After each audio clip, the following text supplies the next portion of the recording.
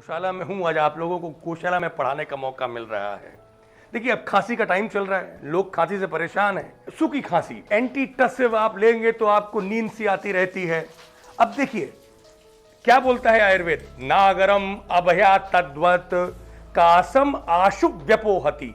कितनी भी जोर की खांसी हो, आपके घर में सोंठ का पाउडर और हरड़ होना चाहिए। दोनों पाउडर को 50-50% मिलाइए, गर्म पानी में डाल के इसकी टी बना करके गरम गरम पीजिए, तो कितनी भी जोर की खांसी आ रही हो इस रेनी सीजन में निश्चित रूप से ठीक होगी।